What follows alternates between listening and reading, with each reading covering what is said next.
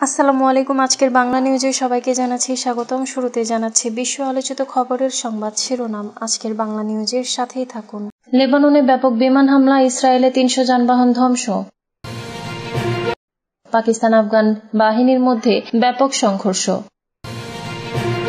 গাজায় শান্তি সম্মেলনে ইরানকে আমন্ত্রণ জানিয়েছে যুক্তরাষ্ট্র।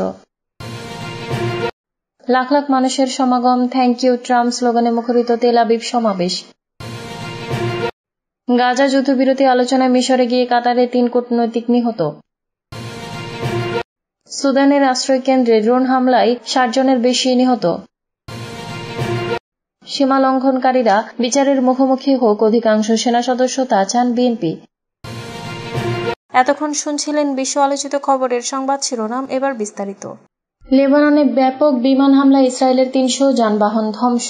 লেবাননের ব্যাপক বিমান হামলা চালিয়েছে ইসরায়েল, এতে অন্তত 300টি যানবাহন ধ্বংস হয়েছে। এসব ঘটনায় এক সিরীয় নাগরিক নিহত এবং আরো 6 জন আহত হয়েছেন বলে লেবানিজ জাতীয় বার্তা সংস্থা এএনএ জানিয়েছে। প্রতিবেদনে বলা হয়েছে, ইসরায়েলি বিমান থেকে শনিবার ভোরে অন্তত 10টিরও বেশি ইয়ার্ডে আঘাত হানা হয়, যেখানে প্রকৌশল কাজে বিভিন্ন ব্যবহৃত যানবাহন রাখা হয়েছিল। হামলায় বুলডোজার, এক্সকাভেটর সহ প্রায় 300টি ভারী যান এবং 100টিরও বেশি ছোট ববক্যাট ইউটিলিটি যানবাহন সম্পূর্ণভাবে ধ্বংস হয়েছে। ইসরায়েলি সেনাবাহিনী এক বিবৃতিতে জানিয়েছে, হিজবুল্লাহর মালিকানাধীন ওই স্থাপনাগুলোই ছিল তাদের হামলার লক্ষ্য। হিজবুল্লাহ দক্ষিণ লেবাননে তাদের সন্ত্রাসী অবকাঠামো পুনর্গঠনের কাজে ভারী যন্ত্রপাতি ব্যবহার করেছিল বলে দাবি ইসরায়েলি সেনাবাহিনীর। এদিকে ইসরায়েলি হামলার নিন্দা জানিয়েছে লেবাননের প্রেসিডেন্ট জোসেফ আউন। তিনি বলেন, আরও একবার দক্ষিণ লেবাননে ইসরায়েলি বর্বর আগ্রাসনের শিকার হলেও কোনো ধরনের যৌক্তিক কারণ বা অজুহাত ছাড়াই। লেবাননের স্বাস্থ্য মন্ত্রণালয়ের হিসাব অনুযায়ী আল-মোসাইলে এলাকায় ইসরায়েলি হামলায় অন্তত 1 জন নিহত ও 7 জন আহত হয়েছেন। ইসরায়েলি প্রতিরক্ষা বাহিনীর দাবি, এই হামলার লক্ষ্য ছিল হিজবুল্লাহ সেই সব স্থাপনা যেখানে সন্ত্রাসী অবকাঠামো পুনর্নির্মাণে ব্যবহারের জন্য ভারী যন্ত্রপাতি রাখা হয়েছিল। সূত্র Times of Israel. Pakistan Afghan বাহিনীর মধ্যে ব্যাপক সংঘর্ষ। শনিবার রাতভর পাকিস্তান ও আফগানিস্তানের নিরাপত্তা বাহিনীর মধ্যে ব্যাপক সংঘর্ষ হয়েছে। জানা গেছে, কাবুলে হামলার জবাবে শনিবার দিবাগত রাতে সীমান্তে পাকিস্তান সেনাদের লক্ষ্য করে হামলা চালায় আফগান বাহিনী। এরপর পাকিস্তানও পাল্টা হামলা চালায়। পাকিস্তানের নিরাপত্তা সূত্রের বরাতে দেশটির সংবাদ মাধ্যম জিও নিউজ জানিয়েছে, শনিবার রাতভর আফগান বাহিনী একাধিক সীমান্ত পয়েন্ট জুড়ে গুলিবর্ষণ করলে পাকিস্তানি সেনাবাহিনী দ্রুত পাল্টা আক্রমণ চালায়। হামলায় বেশ কয়েকটি আফগান পোস্ট ধ্বংস এবং সেনা ও সন্ত্রাসীদের ব্যাপক ক্ষতি হয়। প্রতিবেদনে বলা হয়, আঙ্গুর আড্ডা, বাজাউর এবং কুররাম সহ বেশ কয়েকটি সীমান্ত পয়েন্টে বিনা উস্কানিতে গুলি বর্ষণ শুরু করে আফগানিস্তান। একই সঙ্গে দীর, চিত্রাল, বারামচা এবং অন্যান্য স্থানেও হামলার খবর পাওয়া গেছে। দুরানমেলা এবং তুর্কমানজাই ক্যাম্প সহ একাধিক আফগান পোস্ট ধ্বংস করা হয়েছে বলে জানিয়েছে পাকিস্তানি সংবাদ মাধ্যমটি। প্রতিবেদনে আরো বলা হয়, গোলার আঘাতে শাহিদান পোস্টেও ক্ষতিগ্রস্ত হয়। এর ফলে আফগান সেনা এবং নিষিদ্ধ তেহরিকে তালেবান পাকিস্তানের বেশ কিছু সদস্য আহত হন। পাকিস্তান সেনাবাহিনী প্রতিক্রিয়ায় কামান, ট্যাঙ্ক এবং হালকা ভারী উভয় অস্ত্র ব্যবহার করেছে বলে জানা গেছে। এছাড়া টিটিপির আস্তানায় হামলা চালানোর জন্য যুদ্ধ বিমান ও ড্রোন মোতায়েনেরও খবর পাওয়া গেছে। পাকিস্তান আফগানিস্তানের প্রথমেই শুরু করা আগ্রাসনে তালেবান পররাষ্ট্রমন্ত্রী আমির খান মোতাক্কির ভারত সফর এবং দিল্লিতে বসে তার ইসলামাবাদকে দেওয়া বক্তব্যের সঙ্গে মিলে গেছে বলে মনে করেছে পাকিস্তান। গাজায় শান্তি সম্মেলনে ইরানকে আমন্ত্রণ জানিয়েছে যুক্তরাষ্ট্র। গাজা যুদ্ধের অবসান ঘটানোর লক্ষ্যে সোমবার মিশরে অনুষ্ঠিত হতে যাচ্ছে উচ্চ পর্যায়ের শান্তি সম্মেলন। এতে অংশগ্রহণের জন্য ইরানকেও আমন্ত্রণ জানিয়েছে যুক্তরাষ্ট্র। সংবাদ মাধ্যমের প্রতিবেদনে বলা হয়েছে, সম্মেলনটি সোমবার মিশরের রেড সি উপকূলীয় শহর শারম আল শেখে অনুষ্ঠিত হবে। এর সভাপতিত্ব করবেন মার্কিন প্রেসিডেন্ট ডোনাল্ড ট্রাম্প এবং মিশরের president Abdel Fattah al CC. মিশরের প্রেসিডেন্সি জানিয়েছে, সম্মেলনের বিশ্বের 20টিরও বেশি দেশের নেতা উপস্থিত থাকবেন বলে আশা করা হচ্ছে। গাজা যুদ্ধবিরতির পর আঞ্চলিক স্থিতিশীলতার একটি কাঠামো গড়ে তোলাই এই সম্মেলনের মূল লক্ষ্য। থ্যাংক ইউ ট্রাম্প স্লোগানে মুখরিত তেল আবিব সমাবেশ। গাজায় হামাসের হাতে বন্দী থাকা ইসরায়েলি জিম্মিদের সম্ভাব্য মুক্তির আগে তেল আবিবে শনিবার এক সমাবেশে অংশ নিয়েছে লাখ লাখ ইসরায়েলি। ওই সমাবেশে অংশ নিয়ে যুক্তরাষ্ট্রের বিশেষ দূত স্টিভ উইটকফ বলেছেন, জিম্মিরা ঘরে ফিরে আসছেন। তিনি গাজা যুদ্ধবিরতি ও জিম্মিদের ফেরানোর বিষয়টিকে সম্ভব করে তোলায় ডোনাল্ড ট্রাম্পের প্রশংসা পেয়েছেন।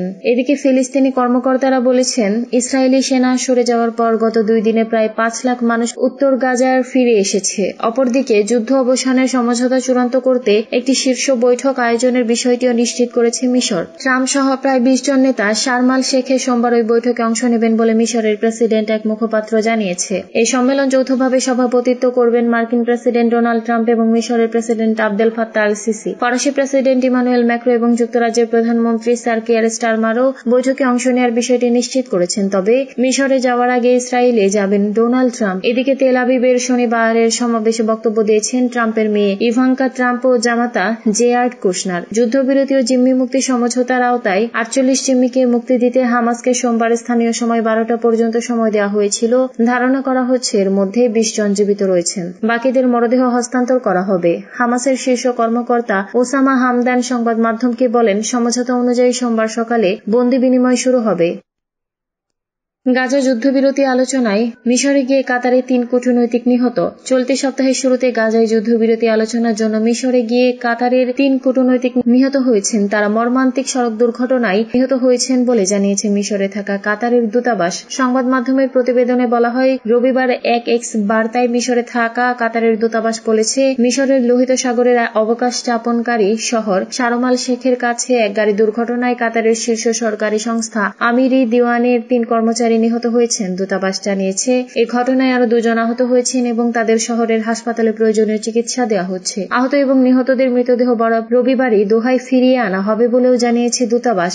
2টি নিরাপত্তা সূত্র সংবাদ মাধ্যমকে জানায়, শহর থেকে 50 কিলোমিটার দূরে একটি রাস্তার বাঁকের ওপর কাতারি কূটনীতিকদের বহনকারী গাড়িটি উল্টে গেলে এই হতাহতের ঘটনা ঘটে। এর আগে চলতি সপ্তাহের শুরুতে কাতার, তুরস্ক এবং মিশরের কর্মকর্তারা শারম আল শেখে পরোক্ষ আলোচনায় অংশ নেওয়ার কয়েকদিন পরেই এই দুর্ঘটনা ঘটে। ওই আলোচনার ফলে মার্কিন প্রেসিডেন্ট ডোনাল্ড ট্রাম্পের গাজায় যুদ্ধ শেষ করার পরিকল্পনার প্রথম পর্যায়ে ইসরায়েল এবং হামাসের মধ্যে চুক্তি হয়। চুক্তিটি চূড়ান্ত করার লক্ষ্যে সোমবার মিশরীয় শহরটিতে একটি বিশ্বব্যাপী শীর্ষ সম্মেলনের আয়োজন হতে যাচ্ছে যুক্তরাষ্ট্রে। সুদানের আশ্রয়কেন্দ্রে ড্রোন হামলায় 60 জনের বেশি নিহত। সুদানের উত্তর দারফুরের রাজধানী এল ফাশেরে একটি আশ্রয়কেন্দ্রে ড্রোন হামলা চালিয়েছে বিদ্রোহী র্যাপিড সাপোর্ট ফোর্সেস বাহিনী। হামলায় 60 জনের বেশি নিহত হয়েছেন। তুরস্কের রাষ্ট্রীয় সংবাদ মাধ্যম আনাদোলু এজেন্সি তাদের এক প্রতিবেদনে খবর জানিয়েছে। খবরে বলা হয়, শনিবার এক বিবৃতিতে স্থানীয় একটি ত্রাণ কমিটি এই তথ্য জানায় এবং হামলার জন্য আধা সামরিক বাহিনী র্যাপিড সাপোর্ট ফোর্সেসকে অভিযুক্ত করে। এল ফাশের রেজিস্ট্যান্স কোঅর্ডিনেশন কমিটি জানায়, দার আল আরকাম আশ্রয় কেন্দ্রে 2টি ড্রোন ও 8টির বেশি অগ্নিবোমা হামলার ফলে এই হত্যাযজ্ঞ ঘটে। বিবৃতিতে বলা হয়, দার আল আরকাম স্কুলকে লক্ষ্য করে 2টি ড্রোন ও একাধিক অগ্নিবোমা নিক্ষেপ করা হয়। এতে নিহতদের দেহ ছড়িয়ে ছিটিয়ে পড়ে থাকে, যে দৃশ্য বর্ণনাতীত। এ ঘটনায় এখনো পর্যন্ত আরএসএফ কোনো মন্তব্য জানায়নি। কমিটি হামলার তীব্র নিন্দা জানিয়ে বলেছে, যে সব সাধারণ মানুষ নিরাপত্তার আশ্রয় খুঁজেছিলেন তারা সেখানে জ্বলন্ত মৃত্যুর মুখে পড়েছেন।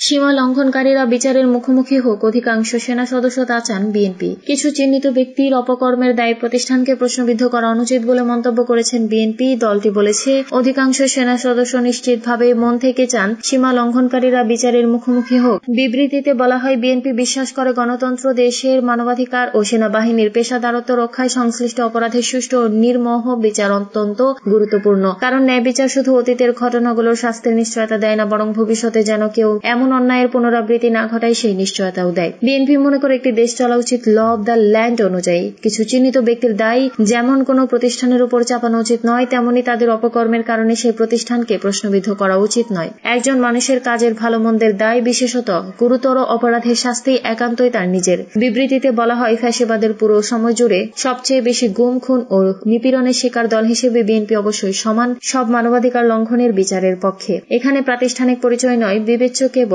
ব্যক্তির অপরাধ ও আইনের বিষয়, আইনের শাসন। কোন ব্যক্তি বিশেষের বিচ্ছিন্ন অপরাধের সঙ্গে একটি দেশপ্রেমিক বাহিনীকে ঘিরে জনগণের আবেগ, আস্থা ও সম্মানের কোনো সম্পর্ক নেই, থাকা উচিত নয়।